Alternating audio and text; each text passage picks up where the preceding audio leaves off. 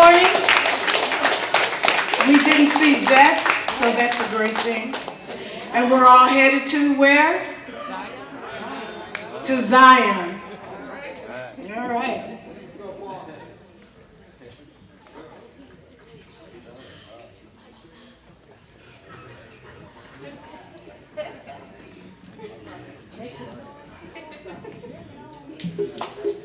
Okay, we're going to sing this praise to a higher.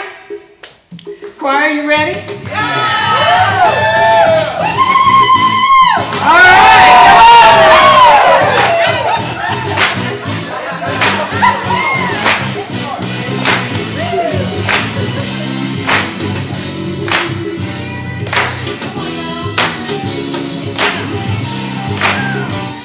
when you come into His presence, lifting up the name Yeshua, and you hear the music playing, and you see the people praising, don't forget about your worries, let your troubles fall behind you. Don't wait another minute, just get up and on your feet and get to dancing, dancing, singing, jumping, leaping, shouting, shouting, oh yeah, rejoicing, praising, lifting, praising, shouting, make His praise glorious. Woo!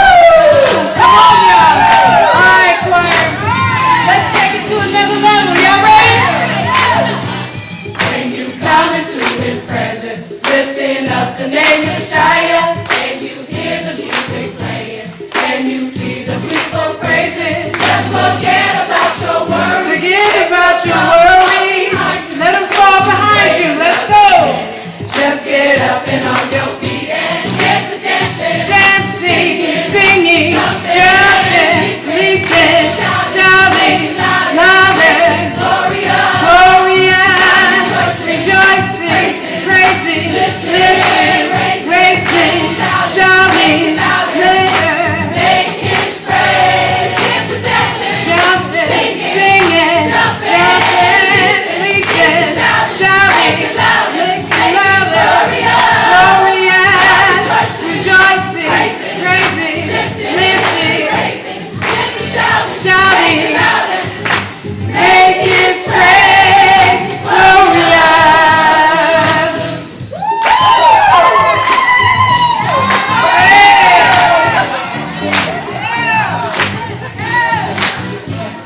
Choir, did we come?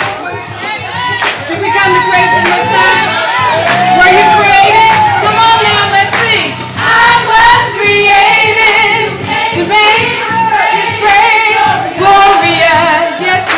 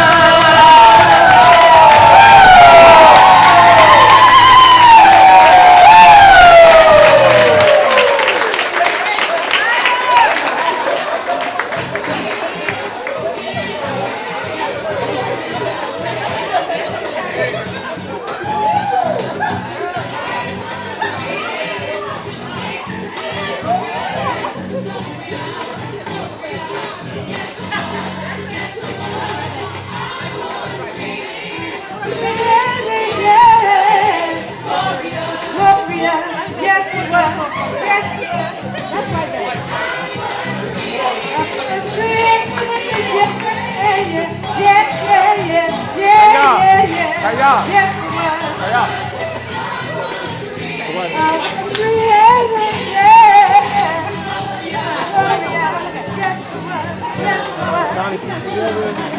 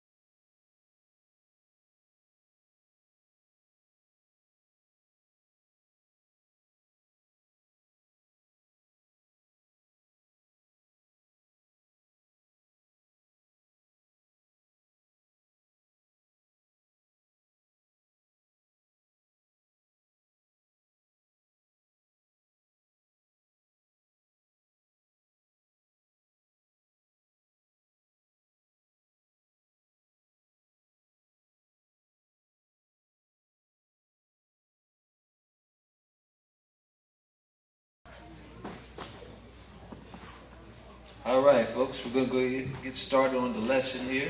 Again, it's a lesson that Elder Lamar put together. And it's called Glorying in Tribulations. So, Glorying in Tribulations is the name of the lesson. We're going to read the commentary in a second.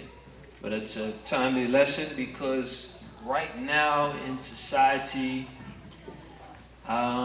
I think things are getting to be a bit of a downer, if you will. And I think people are actually reaching out and doing a lot of foolish things based off of these levels of depression that we're encountering and stress. And we have to realize that for those that are in the truth, it's a different way you must handle this world. You understand? And there's going to be obstacles that you go through. Hey, I go through them too. I mean, it's always something going on. All right? But you must actually begin to learn what it means to glory in tribulations. You must learn to be like the apostles were, for example. Christ was, for example, in which they thanked the Most High for going through the challenges that they had to go through as opposed to complaining. A lot of times that's what we do. We get to belly aching every time something happens. And that's how the adversary gets us. You're completely distracted by whatever little thing was thrown at you for the day, and we begin to actually lose our ground, our footing. Okay? So we're going to touch on this today, and we're going to read the commentary first, if you don't mind, sir. In this life, there are good times and there are bad times. Oftentimes, when things are going good for us, we are happy, joyful, and giving the Most High all the praise and glory, as we should. Why is it that when things are going bad and not going well for us, we tend we tend to not give the Most High all the glory and praise, but instead we find ourselves cursing, blaming, and getting angry with our Heavenly Father. Anyone can give the Most High the glory when things are going great. But which one of us, in our worst moments, can give Him that same glory? This lesson will deal with the fact that in our tribulations is when we need to be most thankful and appreciative towards the Most High for all of the great blessings He has bestowed upon us. Right, and we're going to turn to Romans chapter 5, and we're going to read 1 through 5. And I think that's something to acknowledge in our lives. That, and I want to read this one part again. It says, why is it that when things are bad and not going well for us, we tend to not give the Most High all the glory and praise, but instead we find ourselves cursing, blaming, and getting angry with the Most High? You know, they say in Hollywood, they put it out there a lot, they say it was one of the devil's greatest tricks is making it where you don't think he exists, right? But yet, it's funny, when things go hard, who do we blame? Do we blame the devil, or do we blame the Most High? We done forgot the devil exists, but we'll definitely blame him and say, man, why does this guy keep going on in my life, Lord? What's going on with me? Well, see, that's how the game is won on the other side of things. When you fall short of acknowledging the fact that there is an adversary behind every corner, maybe even behind every eyeball that you see. So what you must do is acknowledge things too, and not continue to be manipulated by it. You understand? Let's go. Romans 5 and 1. Romans chapter 5, verse 1. Therefore, being justified by faith, we have peace with the Most High through our Lord Yeshua Christ, by whom we also have access by faith into this grace wherein we stand and rejoice in hope of the glory of the Most High. And not only so, but we glory in tribulations also, knowing that tribulation worketh patience, and patience experience, and experience hope. And hope maketh not ashamed, because the love of the Most High is shed abroad in our hearts by the Holy Ghost, which is given unto us. Right. So at 5 and 3 it said that not only so, but we glory in tribulations also, knowing that tribulation worketh patience. So if you don't go through anything, how do you hope to ever learn what patience is? A lot of times we go through things over and over again and still we have learned nothing from that occasion. Well, that's why you don't have patience yet. If you're a person of wisdom, you're going to examine those situations, and now when you run into them again in your life, because they tend to repeat themselves, you're going to be able to say, well, I've been through that before. I'm not going to get the same way I was before. I'm going to handle it different now because I see it this time. And see, that's one of the key things that comes with this walk too. The experience of actually self-examination and life examination so that you can get in. Before, a lot of times we were just on autopilot. We didn't slow down for a moment. We'd keep messing up over and over again. It'd be the same scenario, come up, we fall, we mess up, we keep just over and over again. You understand? If it was a way to measure that with bruises, your whole body was covered. You just couldn't stop going through this. It's like you're falling down a mountain or something. So the whole deal is, you have to realize that that process was there not to afflict you. The Most High allows you to go through certain challenges so that you perfect yourself. All right? Let's read the commentary.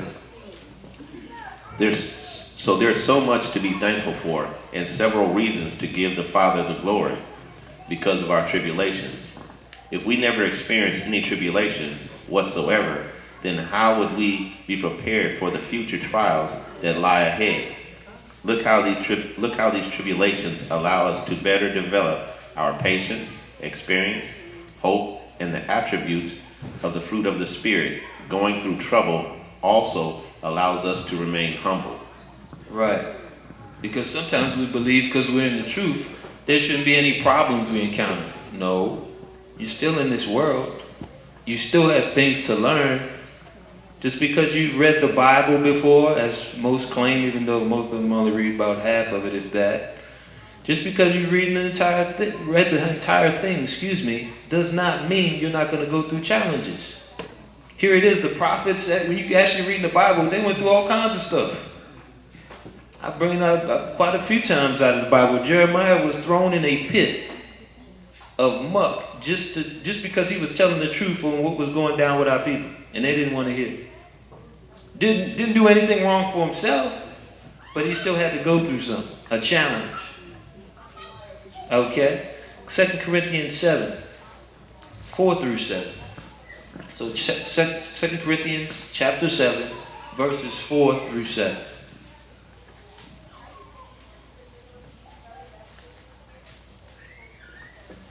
And this is actually going to help us also with understanding how it said also that not just patience do you develop, but hope. Read that, please, sir. 2 Corinthians chapter 7, verse 4. Great is my boldness of speech toward you. Great is my glorying of you. I am filled with comfort.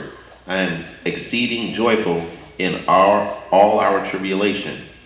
For when we were come into Macedonia, our flesh had no rest, but we were troubled on every side without. Were fightings within, were fears. Nevertheless, the Most High that comforted those that are cast down comforted us by the coming of Titus, and not by his coming only, but by the consolation wherewith he was comforted in you, when he told us your earnest desire, your mourning, your fervent mind toward me, so that I rejoiced the more. Right. So here's the thing. It said, for when we were coming to Macedonia, in verse 5, our flesh had no rest, but we were troubled on every side. Without were fightings, within were fears. So you had people literally looking to harm the apostles in different places that they went. Okay? But nevertheless, they had to endure all of that. And it wasn't like they were going in these places on purpose trying to insult somebody. Okay, I can understand if you get into a fight for that. But they were simply speaking the truth of the scriptures and being oppressed by their own predominantly. And that's the key thing though. The process still went down for them. And through that, they developed more hope. You had Paul, let's not forget, who got stoned to the point where they thought that he was dead. They was lumping his head up and thought he was dead. Okay, they just left him for dead. And here he is, he gets up, and he could have said, you know what, that's enough for me. I would think a person would, right? If they were in the world. That would have been you'd have had a good excuse. Like, oh, okay, I understand, brother. That was serious. But no, he actually went to the Most High and thanked him for that. And went right back to work. That's hope. That's patience. That's every bit of the fruit of the Spirit that we're looking for as far as our development. So what we have to do is really pay attention to these lessons, because they're not just written for anything. They're written for your learning, so that when the real challenges come, you remember that somebody's already been there and done it. And you stand true. Now, let's go to Ephesians 3. And we're going to read 9 through 13. Ephesians chapter 3, 9 through 13. And not just, I want to say this too, just imagine you were one of them once. Paul was one of the guys that was in the mobs. And now he had to go against the grain, if you will, to get into the kingdom. He was one of the guys that were consenting to other people's death who were standing for Christ. So that shows you how much you must be patient in this and how far you really have to endure. Imagine actually coming from that side of things to being on the fearful side of things, where you literally saw what could happen once they started throwing stones. People were dying in front of your face. So, this is what we must begin to absorb from these things. It says, look, the name of the lesson is glorying in tribulations. It's going to be some challenges. Get that through your head. They babied us in this world now, where we think we're never going to have to really have anything tough to go through, unless it's of our own foolishness. Then it's whatever it takes, right?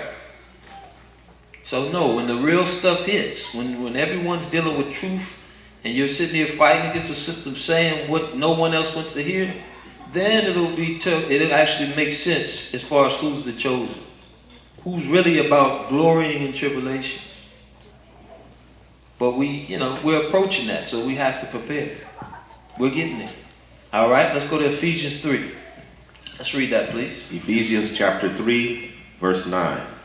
And to make all men see what is the fellowship of the mystery, which from the beginning of the world has been hid in the Most High, who created all things by Yeshua Christ, to the intent that now unto the principalities and powers in heavenly places might be known by the church the manifold wisdom of the Most High, according to the eternal purpose which he purposed in Christ Yeshua our Lord, in whom we have boldness and access with confidence by the faith of him. Wherefore I desire that ye faint not at my tribulations for you, which is your glory. All right, commentary. Our tribulations are our glory, because it shows the power of the Most High working in our lives to deliver us out of our perilous moments, which can not only be used to strengthen our faith, but to be a testimony to help bring others to the truth. And through this time and time again, deliverance the Most High gives us, it strengthens our faith, builds our confidence, and makes us not ashamed to tell others all about him and his power. Right, and it says in that last verse, wherefore I desire that you faint not at my tribulations for you, which is your glory. It doesn't matter, and as a matter of fact, I can give you the example in Maccabees, where it was an older gentleman, I think we brought him up maybe last week, in which he had to go to his death, setting the example, and somebody would say this was crazy today, of just not breaking the law eating pork. He realized he was an aged man, and he said, you know what, if I go for it, then what would I leave as far as a legacy behind me? What would be the end of my people based off of me in such authority, me being someone that people respect? You understand? And he said, look, I'm going to read this again. Wherefore I desire that ye faint not at my tribulations for you. They would watch people that were going through those scenarios and become weak. They would see them being tortured or whatever the case may be by this, because remember, this was government at the time. And they would become weak. But he said, no, at this time you have to glory. You have to be like, you know what? Thank the Most High these trials have come, because there's a kingdom to earn here. You know, Christ said the kingdom come not by observation. Let's go to 2 Thessalonians 1. It comes not by observation. You got to earn your way in.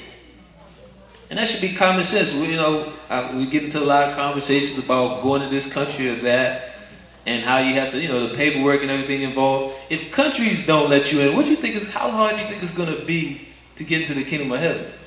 If there's paperwork just to get in these countries, how hard do you think it's going to be to get in the kingdom of heaven? That's why you must put in the works. Faith without works is dead. Christ is just giving you another chance. You understand? So you have to glory in these trials, these challenges, and not always just be I don't want to say a what do they call it? Like a downer. You don't want to be that person that's yeah, is that what we say?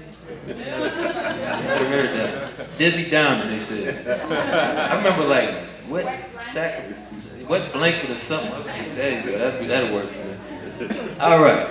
You don't want to always be that, You want to actually take on some of this stuff, because you may see those challenges and be like, you know what? Thank the Most High for that. All right? 1 Thessalonians 1 and 3 through 7. I'm sorry, second. One in chapter 1, verse 3 through 7. 2 Thessalonians chapter 1, verse 3.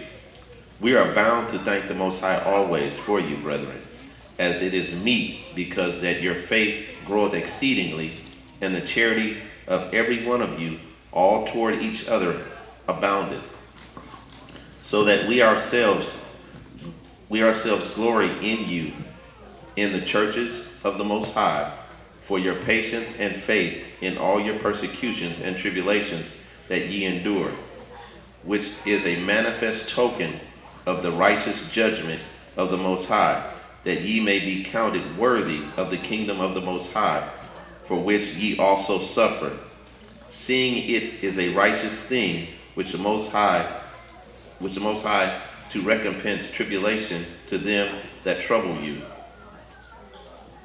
and to you who are troubled rest with us when the Lord Yeshua shall be revealed from heaven with his mighty angels. Right. It says, seeing it is a righteous thing with the Most High to recompense tribulation to them that trouble you.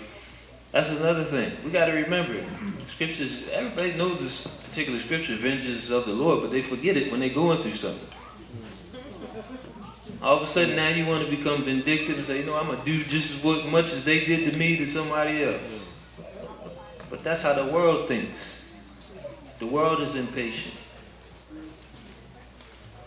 You're thinking as if just because this person gets away with it, they don't have a judge to deal with you. You know, forgot they still have to deal with it after this life.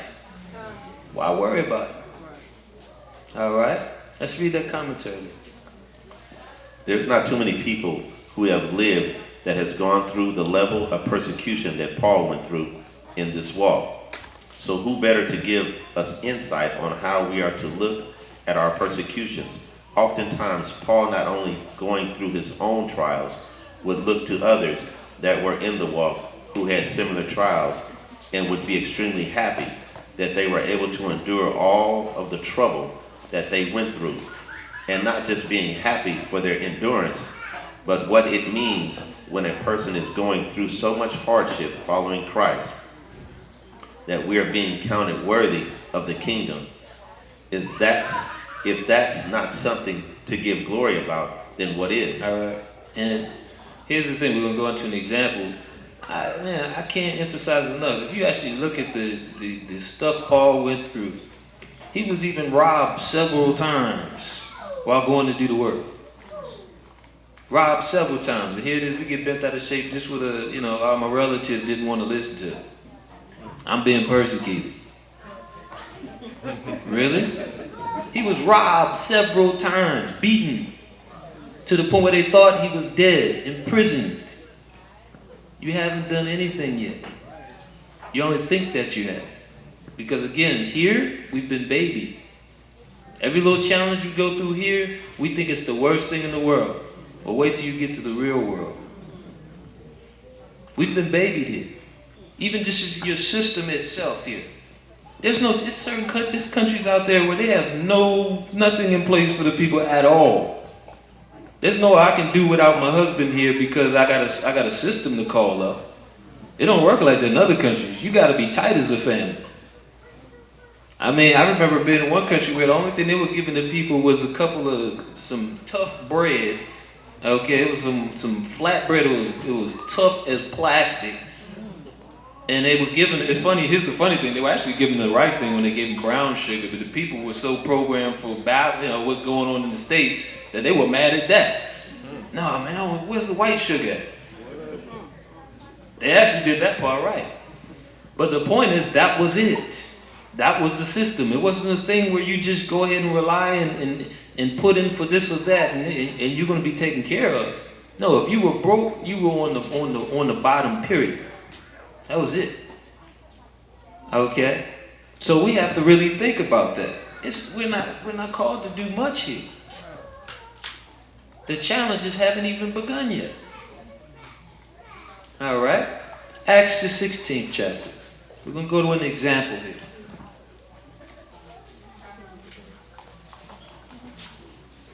We're going to start from 19 to go back here.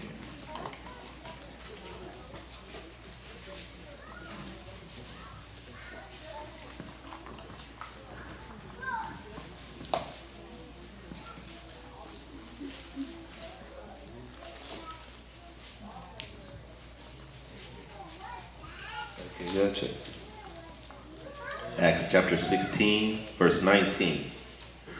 And when her masters saw that the hope of their gains was gone, they caught Paul and Silas and drew them into the marketplace unto the rulers. and brought them to the magistrates, saying, These men, being Jews, do exceedingly trouble our city, and teach customs which are not lawful for us to receive, neither to observe, being Romans. Now, we can stop right there for a second. Here's the thing. The backdrop, what actually happened prior to that, I should say. There was a woman who was possessed with a spirit. And they go walking past, and she starts harassing them, saying they're the great prophets of the Most High, in a sarcastic, mocking type of thing going on there. And he cast them out, cast those demons out. Well, now this same woman who was being used for, things like predictions and different good things that these guys were making money off of, that became the issue, because she's normal. So they can't make no money off them, so they actually set them up by lying. You think you've been lied on, right? Continue. Verse 22. And the multitude rose up together against him, and the magistrates rent off their clothes and commanded to beat them. And when they had laid many stripes upon them, they cast them into prison, charging the jailer to keep them safely, who, having received such a charge, thrust them into the inner prison and made their feet fast in the stocks. And at midnight Paul and Silas prayed and sang praises unto the Most High, and the prisoners heard them. And suddenly there was a great earthquake, so that the foundation of the prison were shaken, and immediately all the doors were opened, and everyone's bands were loosed. And the keeper of the prison, awaking out of his sleep and seeing the prison doors open, he drew out his sword and would have killed himself, supposing that the prisoners had been fled. But Paul cried with a loud voice, saying, Do thyself no harm, for we are all here. Then he called for a light and sprang in, and came trembling and fell down before Paul and Silas, and brought them out and said, Sirs, what must I do to be saved? And they said, Believe on the Lord Yeshua Christ, and thou shalt be saved, and thy house. And they spake unto him the word of the Lord, and to all that were in his house. And he took them the same hour of the night, and washed their stripes, and was baptized, and he and all his straightway. Verse 34. And when he had brought them into his house, he set meat before them, and rejoiced, believing in the Most High with all his house. And when it was day, the magistrates sent to the sergeants, saying, Let those men go. And the keeper of the prison told this saying to Paul, The magistrates have sent to let you go. Now therefore depart, and go in peace. All right. So you had a scenario in which not only was he lied upon, he was beaten. Okay, and when we say beaten, I'm not talking about kicking and punching. We're talking about whips, stripes along his back. Okay, then in prison. And he gets there, he's put in stocks. Like you have today, if you get locked up in jail, they hook you to a bar or something, have you sitting on a chair. Back then they had like little bars that would run along the ground that you would hook the ankles to. Right? So he's in the stocks. And instead of saying, oh, woe is me, Lord, I'm doing this work, why you leave me like this? Look at me. Instead of saying that, they were singing. Now, usually when you're in jail or something, somebody starts singing, you think this guy's crazy. Right? And normally it's probably the case. But the whole deal is they were thanking the Most High here. After going through all of that. And that wasn't the end of it. As a matter of fact, he said he was shipwrecked twice. You only read the one account when he's floating on the plank, but something else happened big. Just as big, I'm sure, for him to mention it. So the whole deal is that we have to really check ourselves at times, man, and examine the scriptures and say, are we complaining a little too much about our situation with the Most High? Just a hair, maybe? Is it possible? Because I don't think anybody's going through this right now. Now, maybe in another country somewhere, I'm be fair, it could be happening. But usually here, it's pretty good doing this work. I don't know what people are saying here. Okay? In comparison to what could happen. And again, I'm talking about if you're really doing the work. I'm talking about if you earning a fist fight because you're trying to provoke people. That's something different. But you have brothers, they done started the fight and said, yeah, I'm just doing this for the Most High. You know, I ain't talking about that. I'm talking about real, you dealing with truth, you're out there for peace, to reach the people, and still you end up in these situations like Paul. All right? Matthew 10. Let's turn there. 17 through,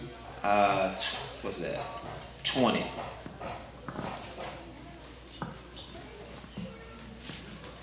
Matthew 10, 17 through 20.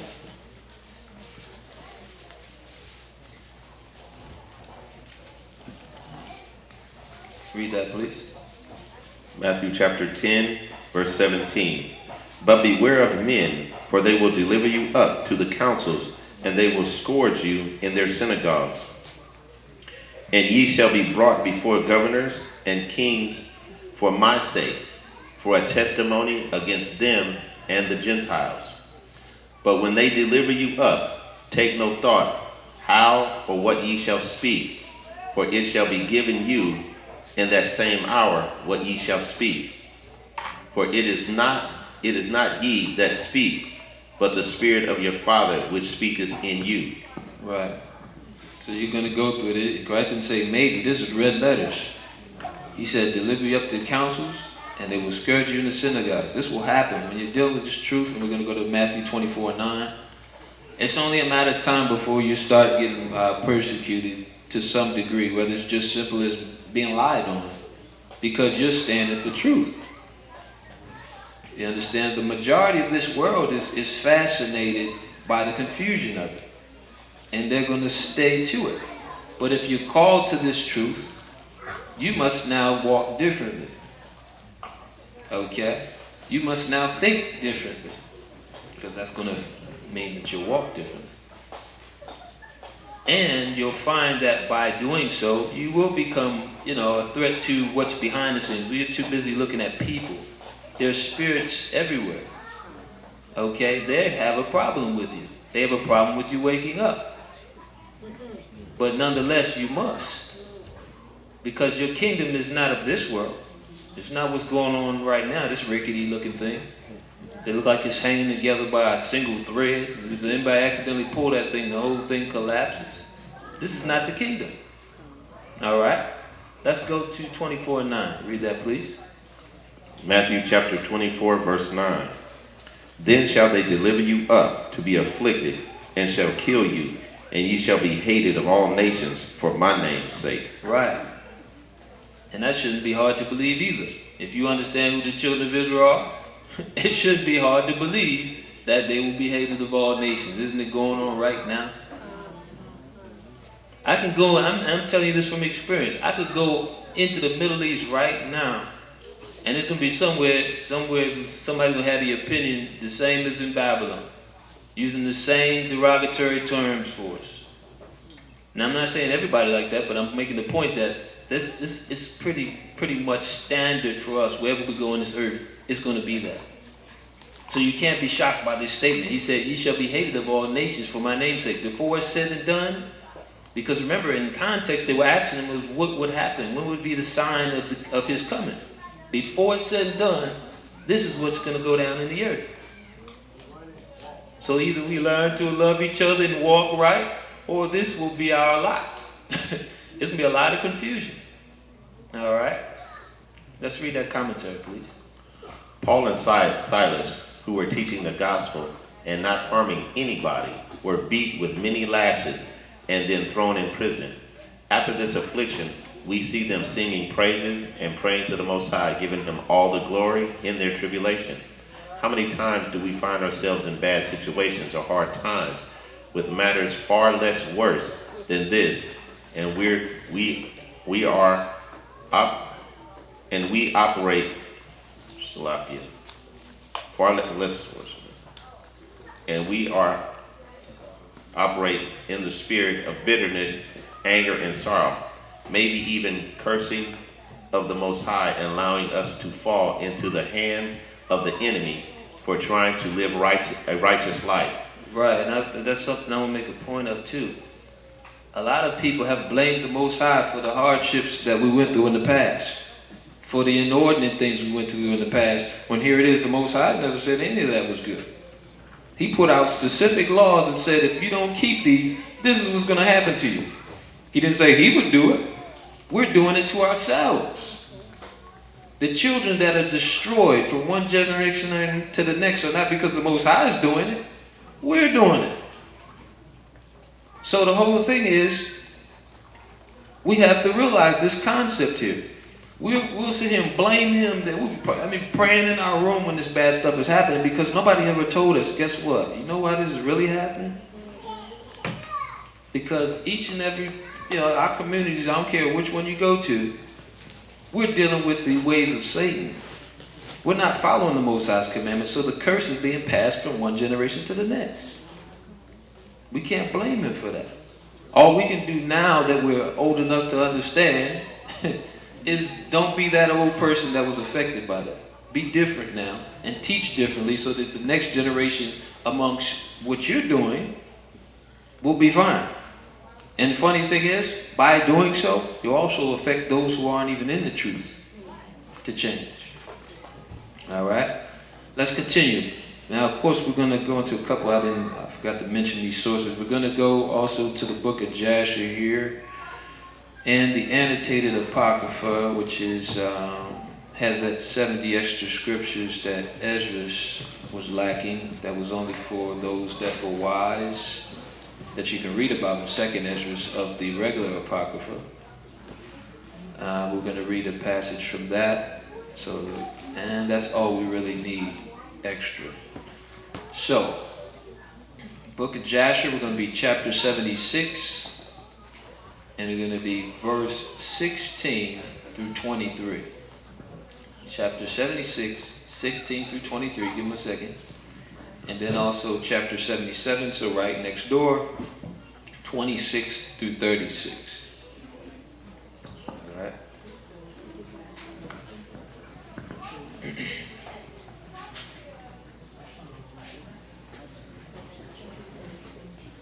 Okay, read that please, sir. The book of Jasher, chapter 76, verse 16. So the shepherds of Midian came and drove them away, and Moses rose up and helped them and watered the flock. And they came home to their father Reuel and told him what Moses did for them. And they said, an Egyptian man has delivered us from the hands of the shepherds. He drew up water for us, watered the flock. And Reuel said to his daughters, and where is he? Wherefore have you left the man? And Reuel sent for him and fetched him and brought him home. And he ate bread with him. And Moses related to Reuel that he had fled from Egypt, and that he reigned 40 years over Cush, and that they afterward had taken the government from him, and had sent him away in peace with honor and with his presence. And when Reuel had heard the words of Moses, Reuel said within himself, I will put this man into the prison house, whereby I shall consolate the children of Cush, for he has fled from them. And they took and put him into the prison house, and Moses was in prison 10 years. And whilst Moses was in the prison house of Zipporah, the daughter of Reuel, took pity over him and supported him with bread and water all the time. All right, so real quick, for those that are new, the book of Jasher is actually another book that is referenced by the Bible, and which was kept away from us. Why? Because it actually goes more in depth into the understanding of the Bible, and also it shows certain things that the system does not want you to know, as far as what you can do when the Most High is with you. Our forefathers did great things, okay? Things that they only write about in the movies now, okay? Because they were with the Most High, and Jasher really goes into a lot of that. And we're going to show you from the Bible real quick. I'll read it Joshua, the 10th chapter, in the 13th verse, to show you that the people who wrote the Bible understood that this book existed, and those that, for example, your apostles and so forth, they understood it existed. And it says here, Joshua 10 and 13, and the sun stood still, and the moon stayed, until the people had avenged themselves upon their enemies. Is not this written in the book of Jasher? So the sun stood still in the midst of heaven and hasted not to go down about a whole day. So this book actually existed during that time. It exists now. It is actually called Jasher because it means the book of the upright ones. There was a record kept outside of the Bible because the Bible is a compilation of different scrolls. Okay, it's not its own book. It wasn't like it was just always the Bible. It was scrolls put together.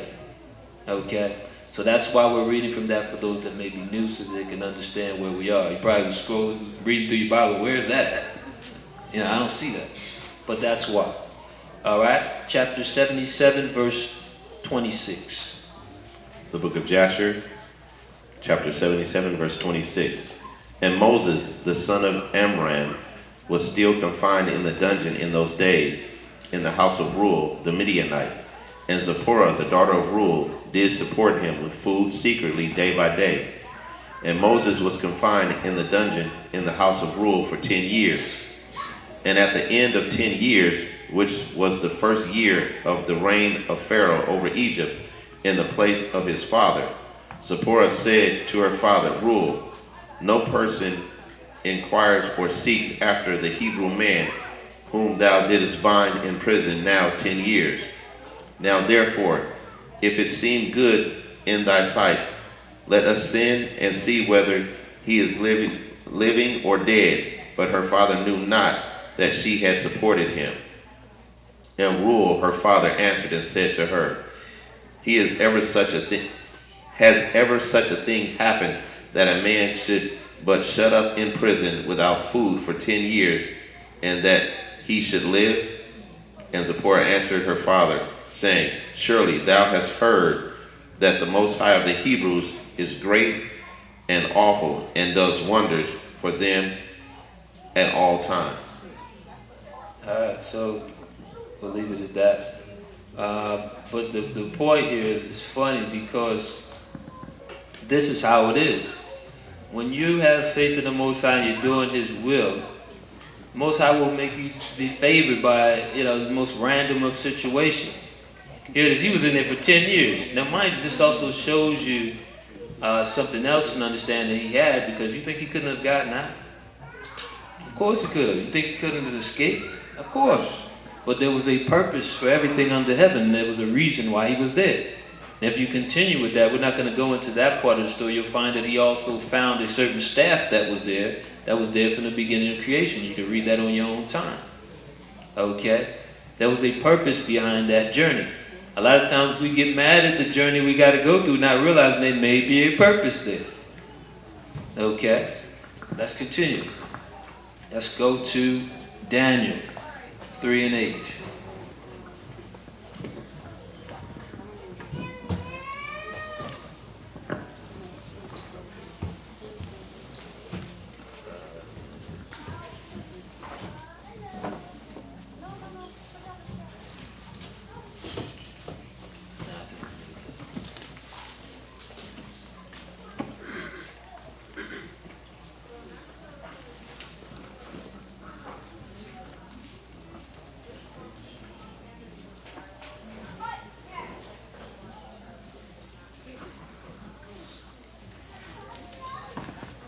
Okay, go.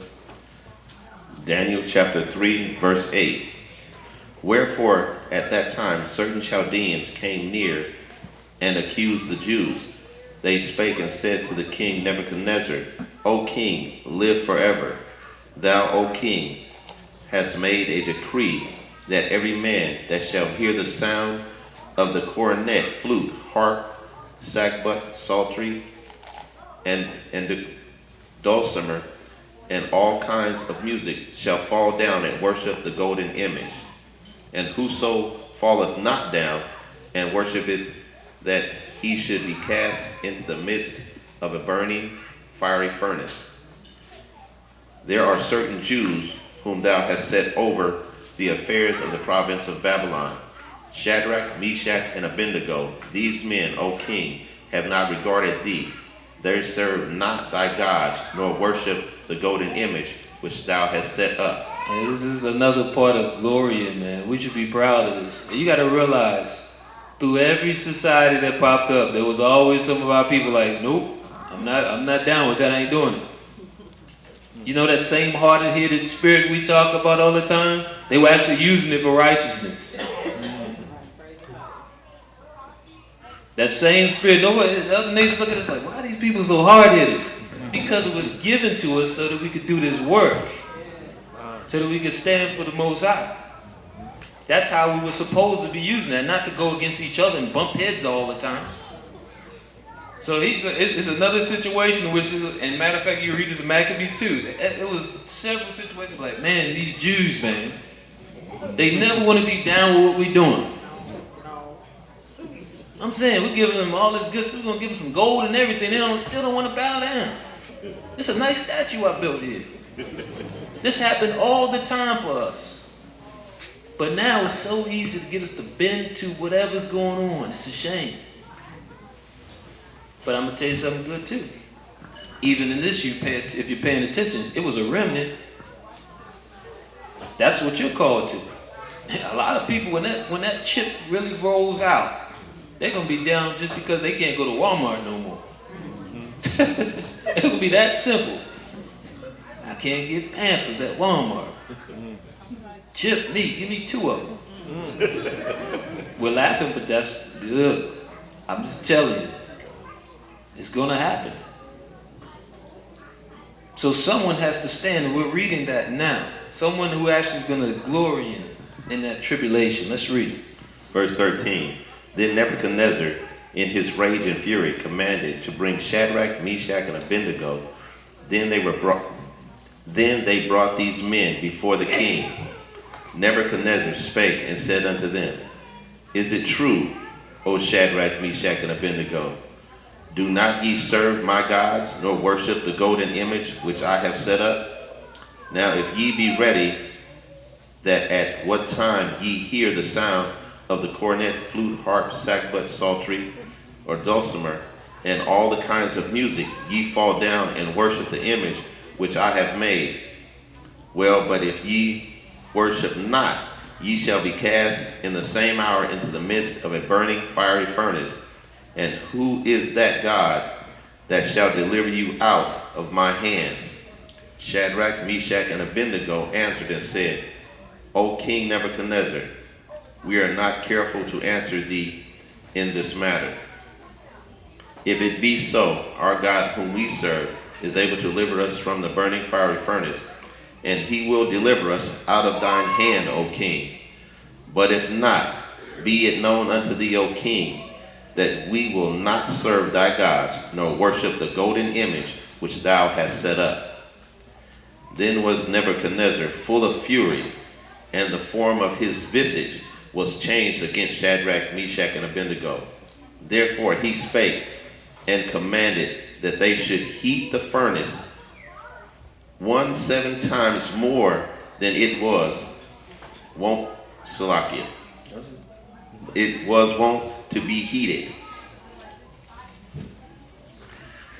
And he commanded he commanded the most mighty men that were in his army to bind Shadrach, Meshach, and Abednego and cast them into the burning fiery furnace. Then these men were bound in their coats, in their hosen, and their hats, and their other garments, and were cast into the midst of the burning fiery furnace. Therefore, because the king's commandment was urgent, and the furnace exceeding hot, the flame of the fire slew those men that took up Shadrach, Meshach, and Abednego.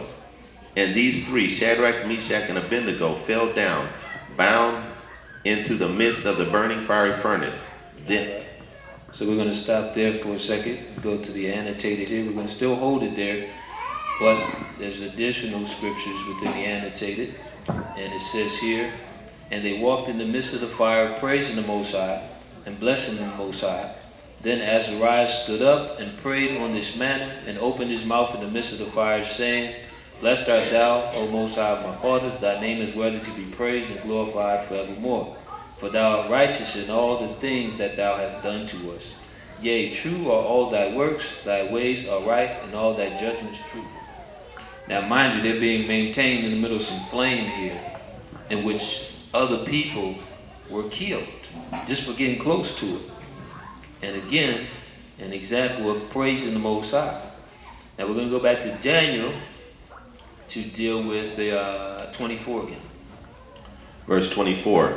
Then Nebuchadnezzar the king was astonished and rose up in haste and spake and said unto his counselors, Did not we cast 3 men bound into the midst of the fire? They answered and said unto the king, True, O king. He answered and said, Lo, I see 4 men loose walking in the midst of the fire, and they have no hurt. And the form of the 4th is like the Son of the Most High.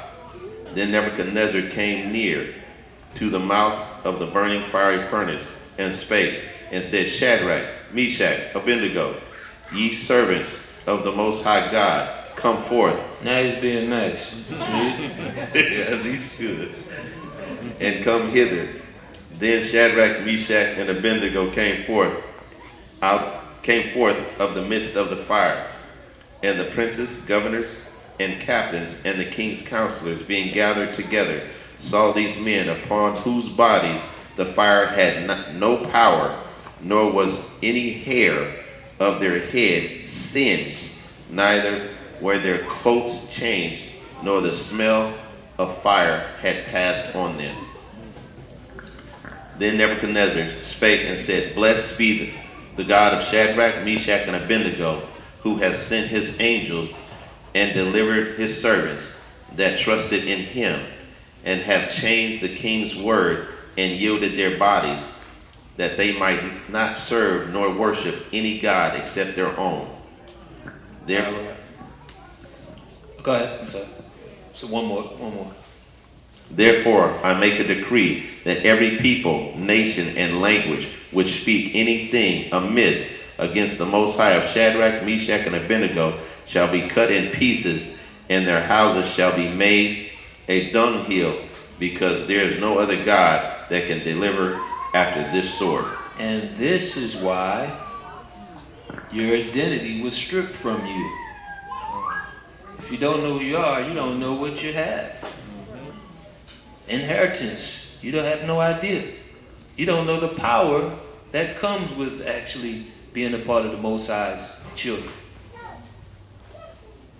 And hence, it's not like this happened to anyone else. It should be obvious what's going on here.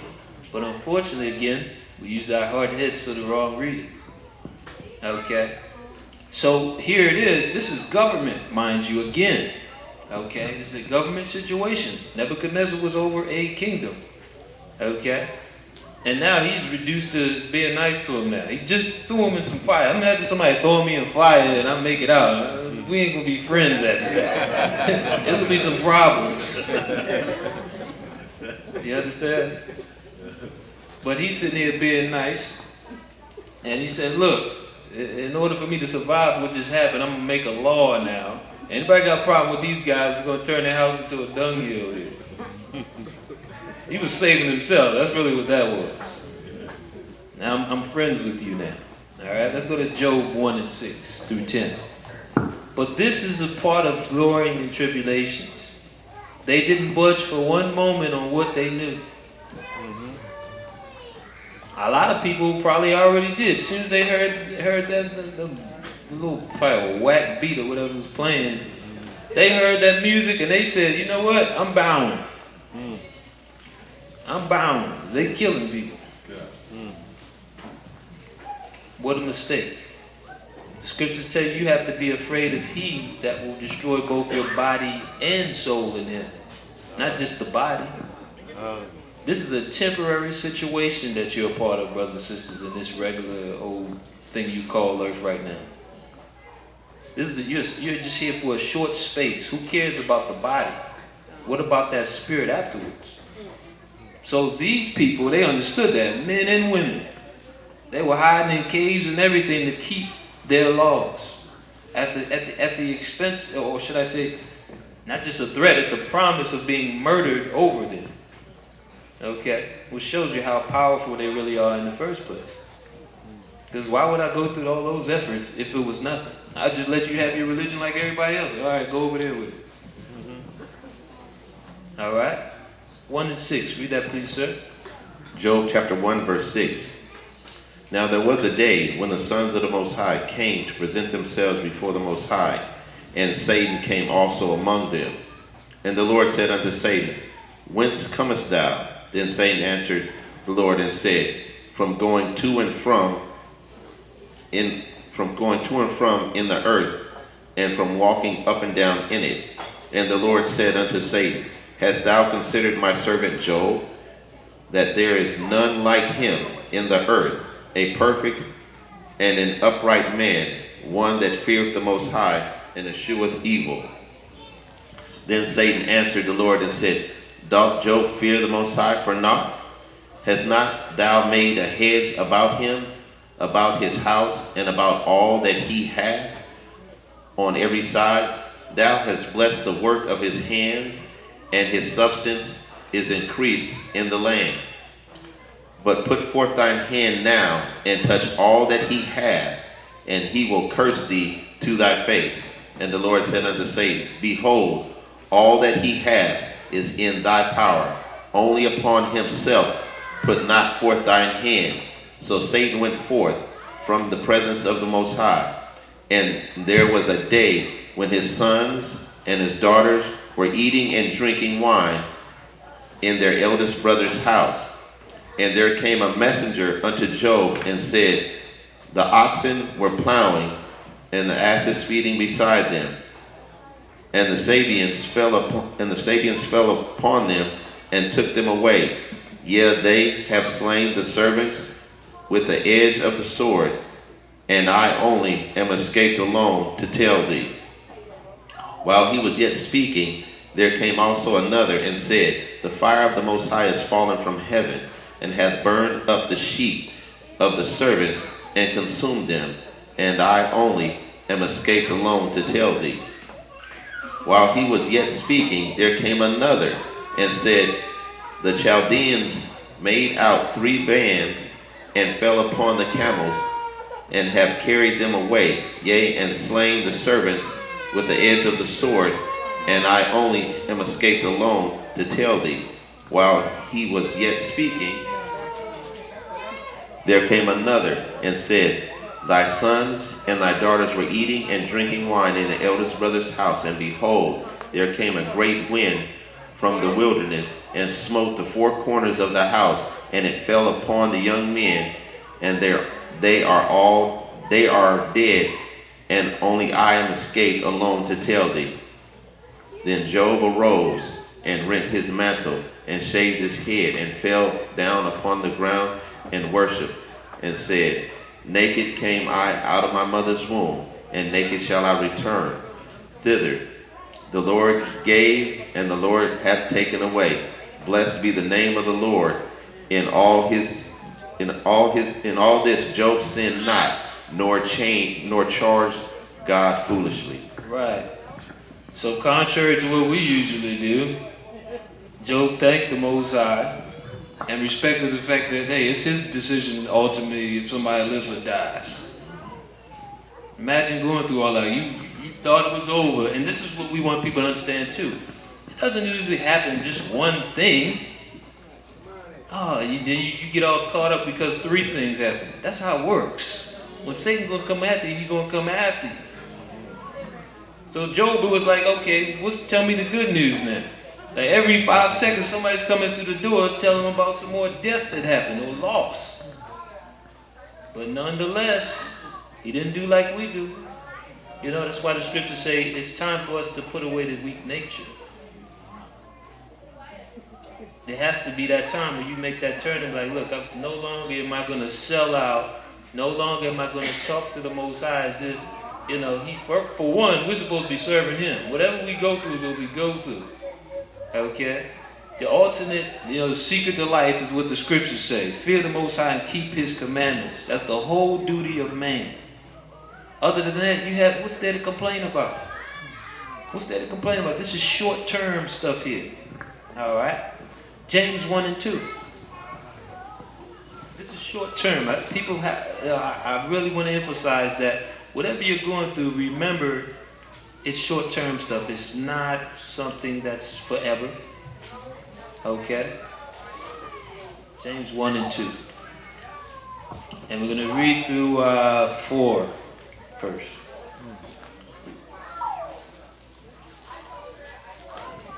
James chapter 1 verse 2.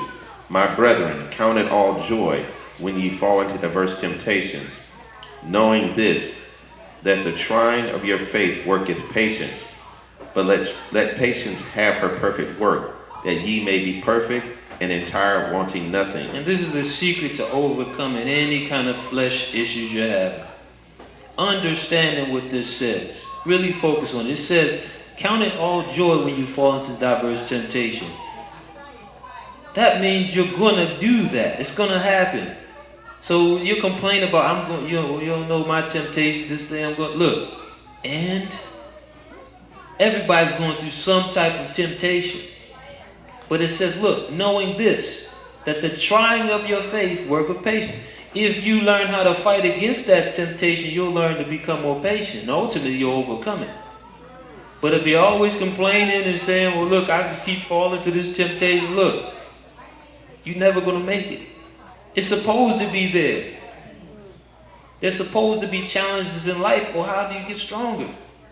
When you go to a gym, okay, how do you expect your muscles to get stronger if all you ever do is go in there and curl 15 pounds and that's it? You've been doing it for years and you all of a sudden going to think you're going to try, I'm going to go over here and try to curl 225. If you don't know, that's a lot of weight to curl. You're going to lose your arms and probably your back if you haven't incremented yourself up in some kind of way. Some kind of difficulty must go on with your muscles if you hope to lift that. Okay? People can barely bench press it these days. Imagine trying to curl it. You're going to die. So I'm trying to get you to understand this from a worldly standpoint, things you can understand in the earth here. But it's telling you, look, if you go through this, eventually you will reach perfection. If you learn to reject temptation instead of being a product of it all the time, you will reach perfection. All right? 5 and 10 of the same book, James.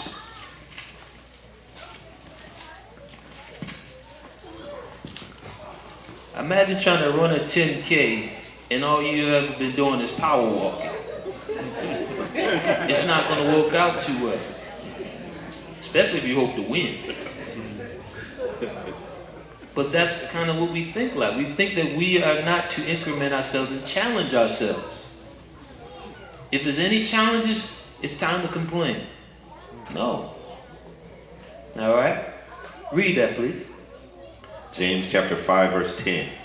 Take my brethren, the prophets, who have spoken in the name of the Lord, for an example of the suffering affliction and of patience. Behold, we count them happy which endure. Ye have heard of the patience of Job, and have seen the end of the Lord, that the Lord is very pitiful and of tender mercy. Right, because what happened at the end of all of that whole drama that Job went through, he got even more so in the kingdom. Let's not forget that. So he was rewarded with even more than he had. Okay? Let's continue on. Matthew 5 and 10. We're almost done here. Matthew 5 and 10 through 12.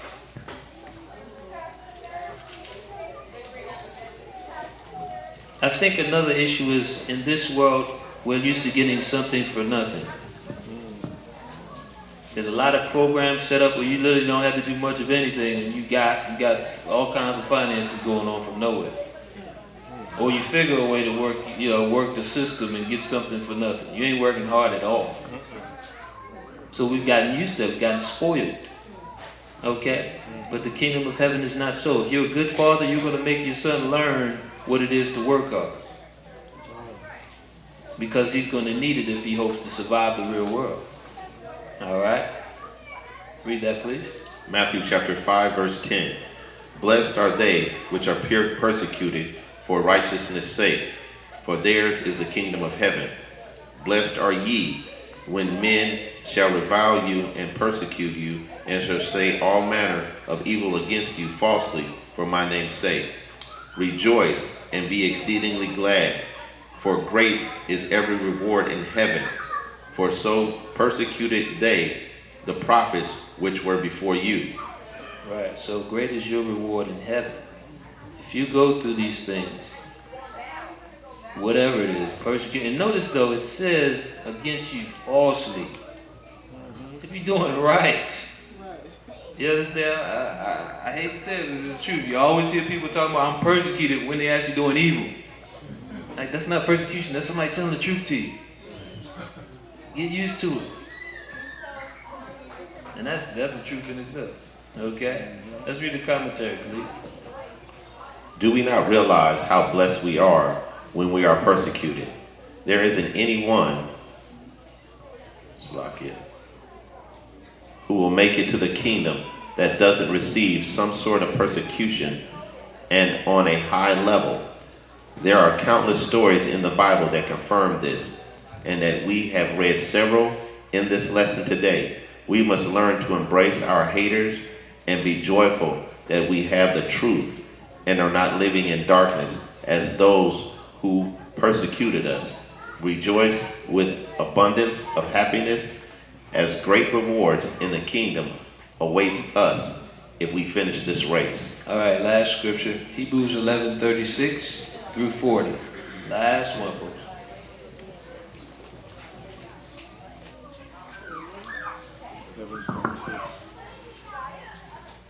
Hebrews 11:36 through 40.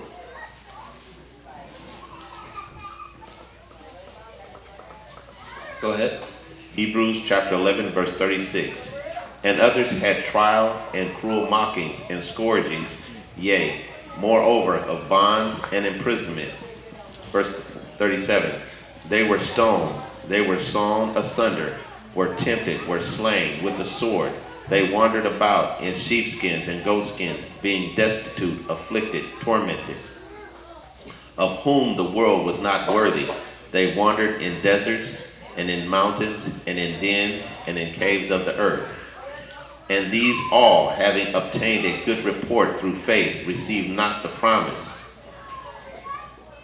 The Most High having provided some better thing for us, that they without us should not be made perfect.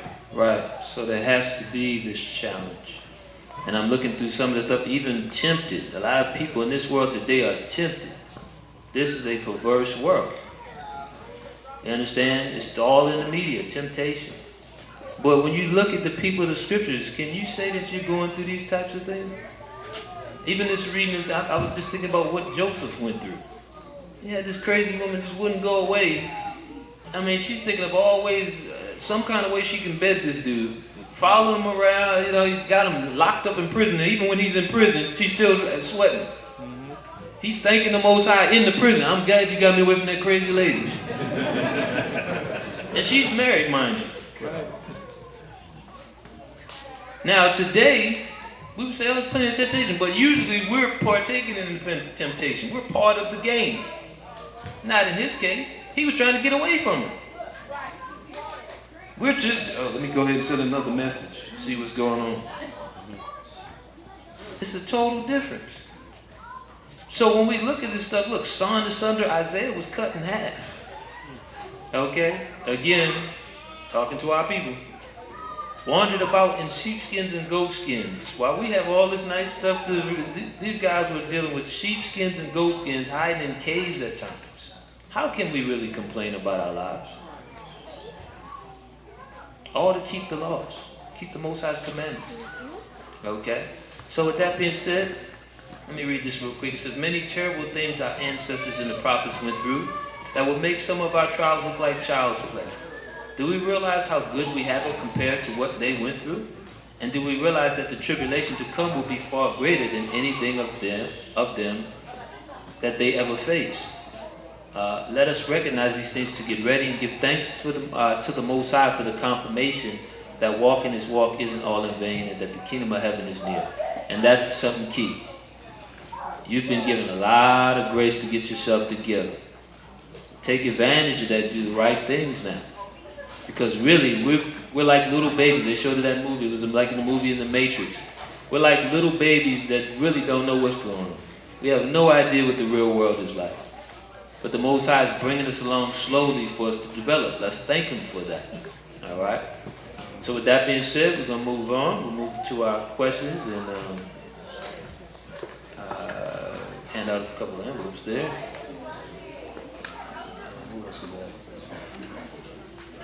Before we, as people start moving around, we had two announcements. What's going on? We had two announcements. The baptism thing. What was the location of it?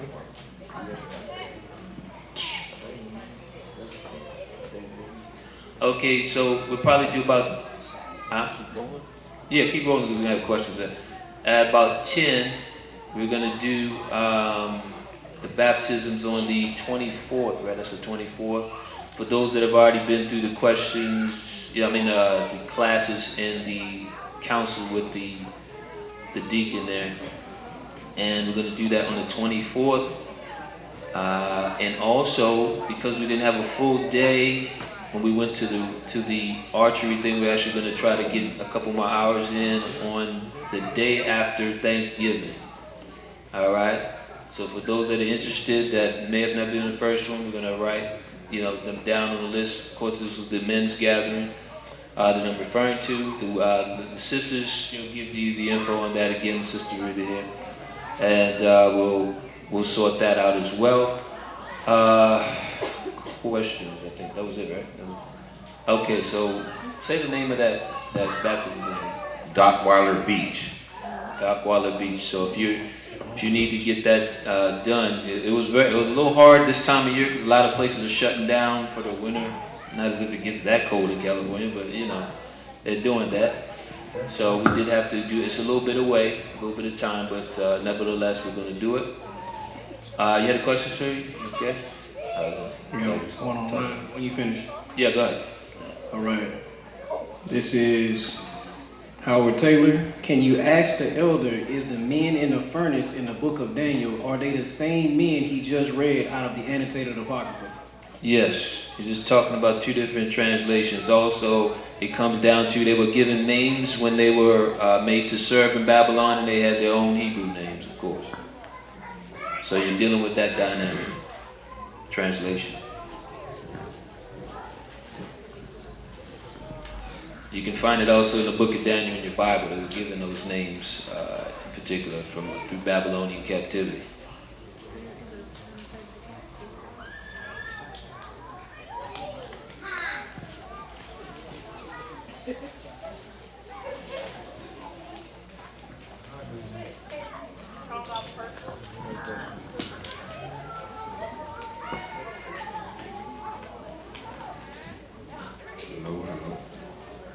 Yes, sir.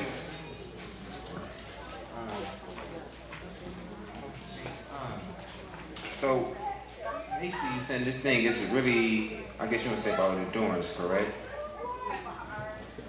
You said it's about endurance? It's really like Absolutely. Like, well, whatever the trials and whatever that you're going through, learn that like I guess you want to say just endure through the things that Yeah. brings on. Absolutely.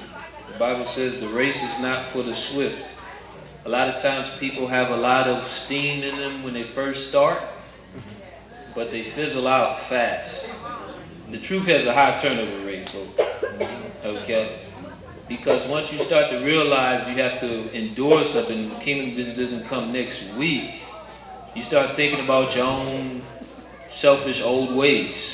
And you start, man, maybe I should get back into this or doing this or that, and you fizzle out.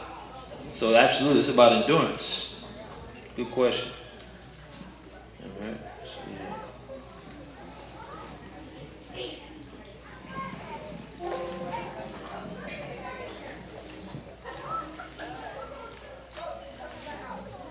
Quick question, Elder. What was the scripture again in the annotated apocrypha that you gave? Someone wanted to write it down. Let me look back there. 1 second. It's basically the same. I think it's Daniel, but it's in there. We're in 24 through 27. So if you just go to that same story, you'll have that.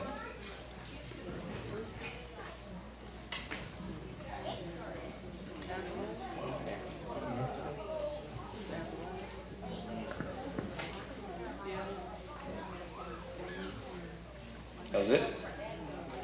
We got another one online. You said Isaiah was cut in half. Is that how he died?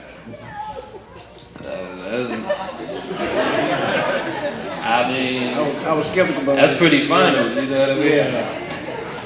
Yeah. For those, it's actually in, he prophesied it in his conversation, I think, with Hezekiah. So I would have to go back and look at it to give you the exact verse. But you just look at it when Manasseh was going to come into power, he actually told him exactly what had happened to him. Okay, that was prophesied.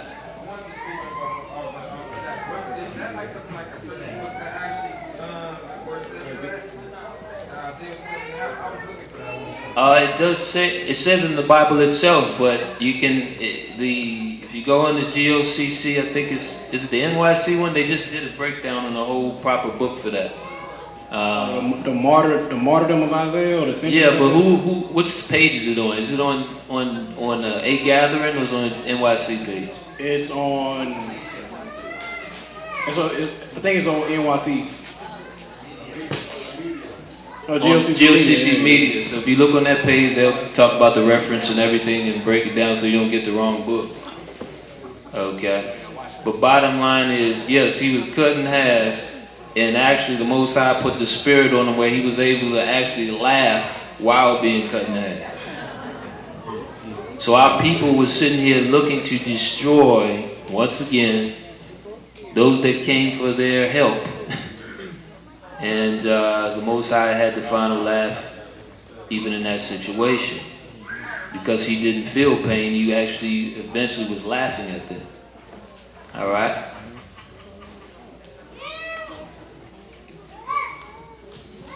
Anybody else?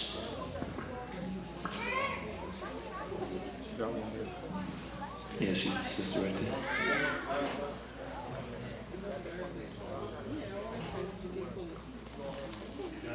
You good? My question is in relation to when you were reading about, when you read from Thessalonians 3 through, I believe that was 8. I glanced over to the right. I had underlined Thessalonians 3:6. Oh, 2 Thessalonians, 3:6. And so, in regards to glorying in the tribulation, can you kind of elaborate how I can utilize this scripture when the tribulation may be someone who's causing that tribulation? I mean, I don't know if I can relate the two. Does that make sense? So someone's like constantly trying to pull me into doing something that I don't feel comfortable with, and it's actually my spirit constantly. Well, the whole thing is that in this here, if you're talking about 3 and 6, is the context here though. This is read 3 and 6. I'll read it. It's cool. Now we command you, brethren, in the name of Yeshua, that ye withdraw yourselves from every brother that walketh disorderly, and not after the tradition which he received of us. The context was just, I understand what you're saying, but the bottom line is that if you're going through any of these types of things, it's not to be taken personally. You thank the Most High that you're still hanging in there and keep it moving, hopefully, and pray for that person. You understand? Because there's always going to be people that pop up. It happened back then, it's going to happen now. All right? It says, look, as a matter of fact, for you yourselves know how ye ought to follow us. We behaved not ourselves disorderly among you. So even though they had to go through the same thing as everybody else, there were the same people, acting like knuckleheads. They still had to behave themselves in a certain manner to set the example. So you just thank the Most High for that patience, that He's allowing you to go through that trial.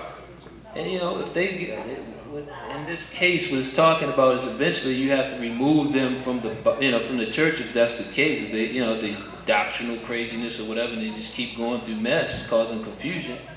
But on a personal level, if you're dealing with someone else, it happens. But you must still be, a person like that, like they did, walked in the Spirit of Christ, and don't let it rattle you. You understand? Yes. Okay, so kind of like the same question she's asking, but what if it's the person that's causing you to sin, and I mean not a temptation thing, but more like they don't understand no thing. Let me make it clear. There's no such thing as a person causing you to sin. Unless you in time with Nebuchadnezzar and he trying to, but even then, they did, what did they do? They went to their death. There's no such thing. So if you're sinning, you're still taking it upon yourself to do so. You understand? Now, of course, there's little details I'm sure I may be missing in that statement, but I'm just speaking in general. I understand. Life decisions are what they are. Sometimes you're going to be put in awkward situations, but if you're really standing for the Most High, it'll be all right. You'll make it through it. All right? Now, again, I'm speaking in general. I don't know the details. Yep. All right. We got one online. Jeanette Estino.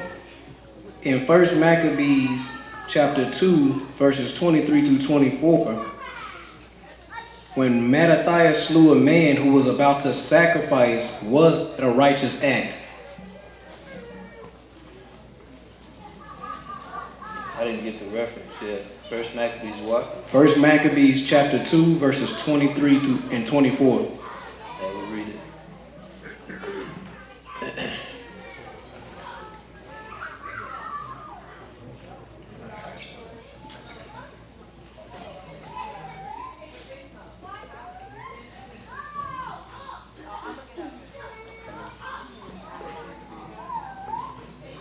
First Maccabees chapter 2, verse 23 and 24. Read it real quick. Yeah. You got it.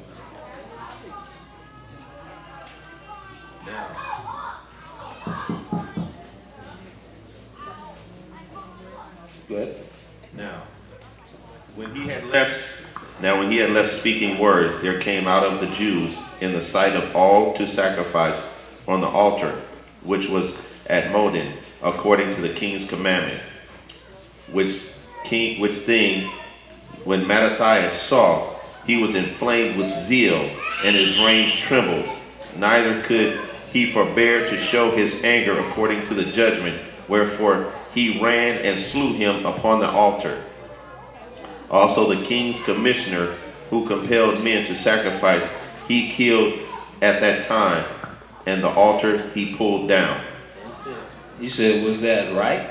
Yeah, was that a righteous act? When Mattathias slew the gentleman the brother that was sacrificing, was that a righteous act? Absolutely. Absolutely. He knew exactly what he was doing. This wasn't a guy coming in ignorance. Okay? He got murked because he earned it. I mean, if you read ahead of that, they were actually proclaiming these things to the people prior to any of this. But this person still chose to do what they wanted to do. Okay? It says right here in 19, then Mattathias answered and spake with a loud voice, though all the nations that are under the king's dominion obey him and fall away, every one from the religion of their fathers, and give consent to his commandments, yet will I and my sons and my brethren walk in the covenant of our fathers. God forbid that we should forsake the law and the ordinances. We will not hearken to the king's words to go from our religion, either on the right hand or on the left. Now keep in mind, at this time, we still knew who we were, we still knew what we were doing, and we chose to do what we wanted to do. So absolutely it was righteous. Hey, and it tells you in prophecy that one day we will be back under the rod, meaning the law will be full force again. And you won't be able to say, I need the grace of Christ on this. You go ahead and sacrifice on the altar if you want. You'll be next. I'm just keeping it real. The Old Testament is not some flower. You know, they try to make you think it was another God. No, he just brought Christ so that we could get back to that God. But otherwise, it'd be a lot of death going on because of how wicked we are. They knew the rules, and they still were sacrificing. You understand? Go ahead. All right, if you draw your attention online, Maytag J, what does he mean by a chip coming out soon? They want to know what you mean by the chip coming out soon. It was the person that's asking is for their son. They're trying to explain it to their son, so that's the reason they asked. Okay. They're trying to explain to their child. Well, we have to deal with the revelation of that. But basically, in a nutshell, because I know I can't do a full breakdown right now. I'm sure we have them on the website here or there. You're dealing with what's called the mark of the beast. Okay, there will be a system set up, and it's already in place really. It's just waiting for its turn, in which Satan will have actually full authority over all kinds of commerce, and it will actually be kind of marked or labeled by a particular marking, if you will. So if you go into the academy, they fully break it down, but I'll go real quick. Revelation 13.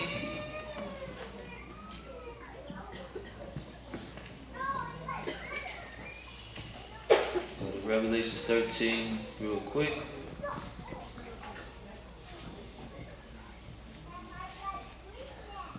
And we're going to start from 12. Read down, please. Revelation chapter 13, verse 12. And he exerciseth all the power of the first beast before him, and causeth the earth and them that dwell therein to worship the first beast, whose deadly wound was healed.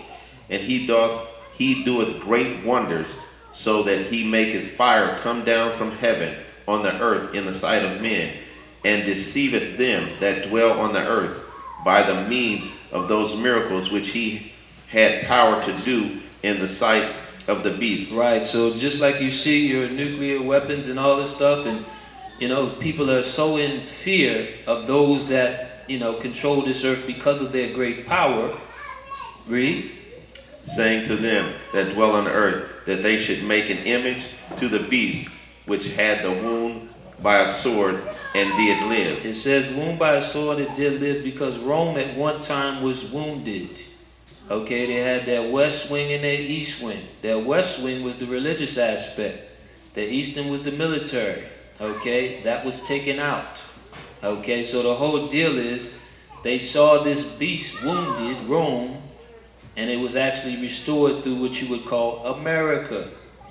Now America's doing the same thing Rome was doing, going all over the earth, setting up their little situations, and actually having people do exactly as Americans do. Everyone in this earth, or should I say most people in this earth, have some semblance or some small way of looking to be a part of what's called the American dream. I've been around this earth. The one place most people want to go is America. They may settle for the UK and stuff like that because maybe they can't quite get in because they paperwork, but they want America. They want to be like America. Okay? So when it says that, it's what it's referring to. Let's read verse 15. And he had power to give life unto the image of the beast, that the image of the beast should both speak and cause that as many as would not worship the image of the beast should be killed. All right, and we're seeing that right now. If you're not down with the status quo and what they're saying you must be down with, you begin to be ostracized. Look how funny they're acting all of a sudden to those, for example, just with homeschooling. Okay, well, in the future, it'll be worse. If you're not down with the system, you will be taken out. All right, and to think this can't happen, it already happened before in Rome if we know history. Okay, there was a time in which this was actually happening. Okay, read that. Verse 16. And he causeth all, both small and great, rich and poor, free and bond, to receive a mark in their right hand or in their forehead. Right. Now, when you go into the word there, mark, the word there is charagmos. 1 second, I'm going to pull it up. Charagma in the Greek. A scratch or etching that is stamped as a badge of servitude or sculpture, figure, statue, graven, mark. Okay? So what John was seeing at that time was some kind of etching, if you will, something that looked like an etching situation, which was put into the skin. All right? Now we have them today. For example, when you look at an actual needle or so forth, what does it look like? An etching tool. Same thing you would see when you go to, if somebody's making a bowling, trophy or something like that, and they write your name in it. All right? So this is what he's seeing. Now, what exactly what was part of that? Continue. Verse 17, and that no man might buy or sell, save he that had the mark of the name of the beast, No, read it again. save he that had the mark or the name of the beast, or the number of his name. Right, and if you've noticed, and that's why we tell you, really, it's ultimately come down to you shouldn't be dealing with any of that major technology when it hits, because they're going to have stuff synced to this stuff. You're going to have people with these prosthetic legs that are a little bit more than prosthetic legs at that time. You notice they're advancing it more and more. Okay? So these things will be linked so that you can't, guess what? You're going to be tied to a system that says, look, and causeth all, both small and great, rich and poor, free and bond, everybody will have to get it, to receive this mark either in the hand or in their foreheads. They have chips also for your head, for your brain. They have, you can still look that up on YouTube. They still show the old experiments when they used to put the chips in the brains of like cats and stuff, and they would turn the frequency up, and the cat would freak out. I hate to ruin some of y'all because y'all pet people. You probably had to get them chips in them or whatever. Yeah. This is realer than just people here. They're putting these chips in everything now, right? Well, this is a real thing. They've been experimenting with this for years. They also put the chip in the brain of a bull, and the bull went charging at a person, and then as soon as they cut it off, the bull almost fell, stopping. Okay? It says here, let's continue, 17. No, excuse me, 18. Here is wisdom. Let him that hath understanding count the number of the beast, for it is the number of a man, and his number is 666. Right. And we all know, at least right now, you can see it, that they're using 666 everywhere. It's all over the place. It actually has to do with Satan himself. Okay? It's all over the place. It's like you can't even buy stuff if you really can see what's going on without finding those numbers. Okay? A lot of people's phone numbers, a lot of people's tags are switching to that all of a sudden. Like there's no more numbers left or something. So that's what it's referring to. When you're talking about the market, you're talking about a technology, not some just regular thing that somebody can easily take off. No, these are things that they're going to be putting within people's bodies. They have different forms of it. They have, for example, the new pacemakers and stuff that they come out with eventually are going to be straight just a microchip. They already have it. They've already shown them, and you can look this up easy. So imagine if that's what you now depending on, this system, and you just mess up. They could just cut your heart off now. Okay? You're no longer yourself anymore. All right? So this is something that John saw back then that would happen. How would he know that that kind of technology would exist? All right? Okay. Any other questions?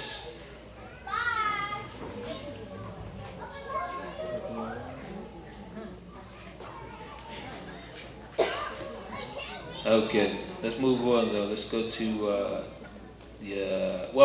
we got to do first time visitors, any new people, first time visitors, stuff like that.